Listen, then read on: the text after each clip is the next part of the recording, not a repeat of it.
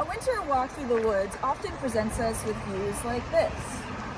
Bare trees in drab colors of browns and grays. But we're also awarded with beautiful views like these. Luscious greens scattered throughout the landscape.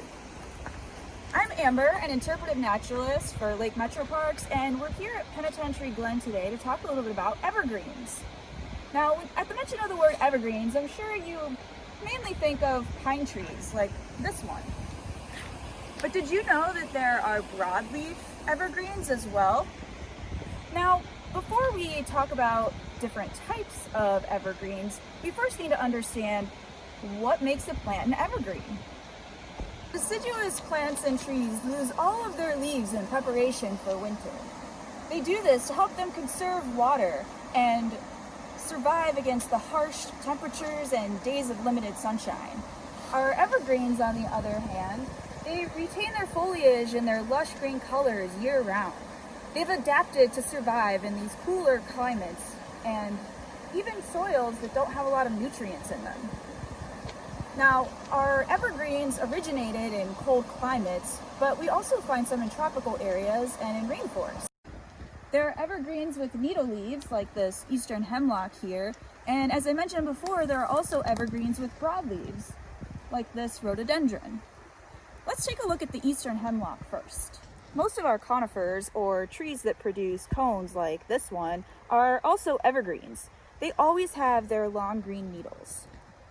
These long, thin needles are very strong leaves that are essentially rolled up tight and help the tree conserve water, a necessary ingredient for photosynthesis and key to the tree's survival. In Ohio, we also have some other trees like bald cypress and tamaracks that are conifers, but they're deciduous. They have needle leaves, but they shed them all at once. Now let's take a look at the rhododendron. You can see that it has wide, flat leaves, hence the name broadleaf. And these leaves are thick, with a thick waxy coating on them. This helps protect the tree from the harsh temperatures in winter and also keep it from drying out. Another evergreen that's just like that with broad leaves is our periwinkle here on the ground. You can see the leaves are still bright green and they also have a waxy appearance to them. Now, don't be fooled. Evergreens lose their needles or their leaves just like their deciduous counterparts. They just don't do it all at once, and some of them only do it every few years.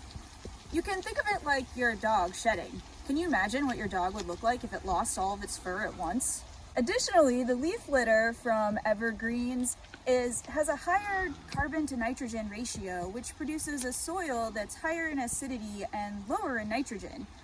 Now, this might seem a bit sciencey, but what you really need to know is this is really good soil for producing evergreens, and not so much for their deciduous counterparts. So essentially, by shedding their leaves, evergreens are helping their species persist and thrive. Our evergreens will shed their older needles and leaves to make room for new ones, and also to help them get rid of pests or diseases.